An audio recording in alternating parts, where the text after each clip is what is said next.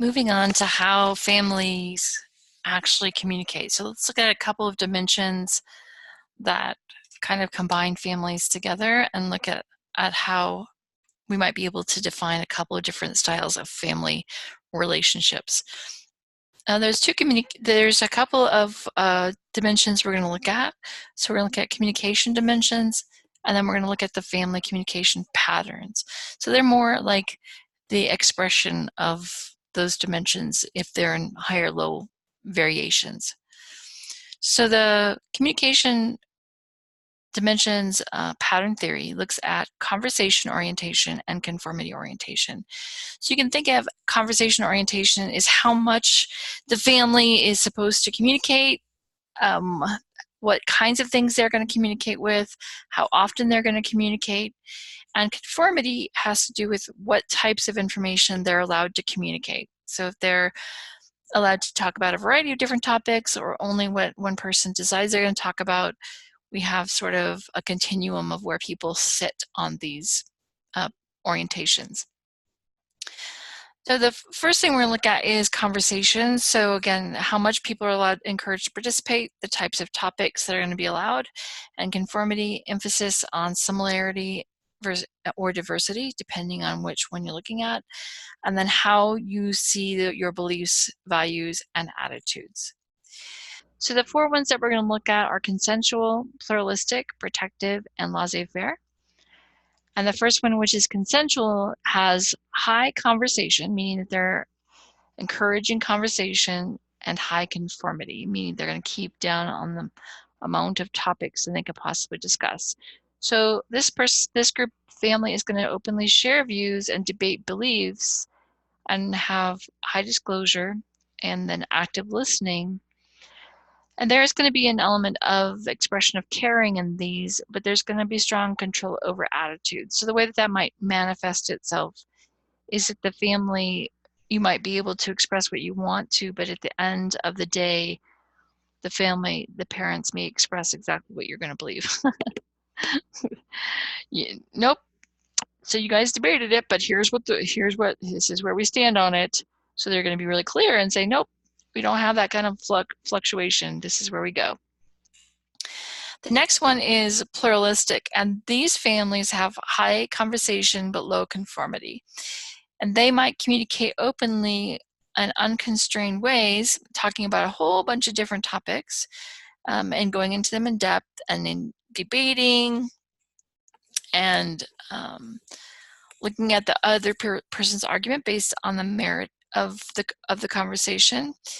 And they don't necessarily try to control other people's beliefs or attitudes. They're kind of allowing them to believe what they believe.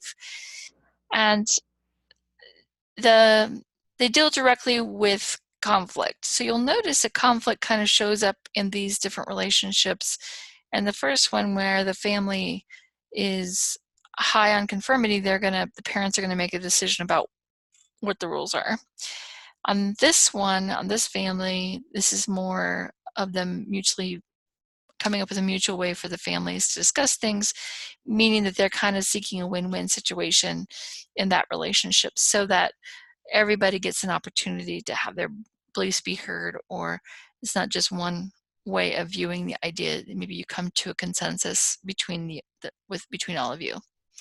So the protective family has low conversation and high conformity, and this one's function is to maintain obedience. And I think about this a lot with families when they were, I think about the families when I was young, you know, the father knows best and this is the rules and I'm the one that makes the decision and this is the way that it's going to be and I'm going to tell you what you're going to think.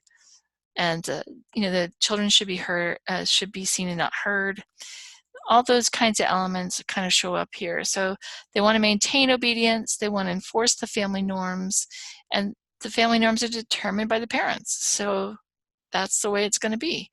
There isn't really a lot of exchange of ideas, so the belief systems aren't necessarily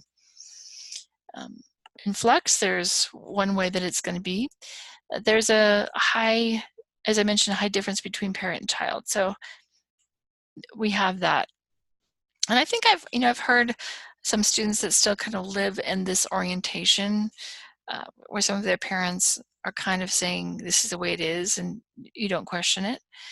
And they're gonna avoid conflict because they don't really have any great way of dealing with it outside of decisions being made and you're being told how you're going to feel or how you're going to think about something. Now, laissez-faire, well, this idea shows up in business and it shows up in a lot of different places, this idea, but it's basically means there's kind of not a lot of structure to the way things happen. If it's happening in business or it's happening in government, things are kind of being led to happen however it happens. And there's not a lot of emotional bonds that happen here because there's not as much levels of care and concern and support because there's not as much interaction. So there's sort of a disinterest in activities, and so we're not going to have a lot of conversation. There's not going to be a lot of structure in the way that your family is placed. And I could say for me, I kind of probably grew up in a mixture of these, partly because I had one parent that was a little bit more structured than the other parent for sure. My mom was probably a little bit more pluralistic, where there was a little bit more flux, and my father was probably more consensual. Well, I don't know if there was as much conversation. I think it's certainly different now. People do change, and family orientations can change based on people getting older, and your parent when you're 5 might act different than when you're 13, might act different than when you're 20, 22 or 27. So you're going to see those things change over time just because the relationship has to change. Yeah, there you go. Family orientations. I hope you guys can maybe identify your own family in that little process, or maybe kind of where you sit in there. And I think many people will also be like me, where they're, you might have one parent that's one way and another parent that's the other. Certainly since my parents were divorced, I definitely had a different feel for that. But maybe if your parents are still married, they've developed something over time that looks a little bit more cohesive, like it's blended. All right, there you go. Thank you.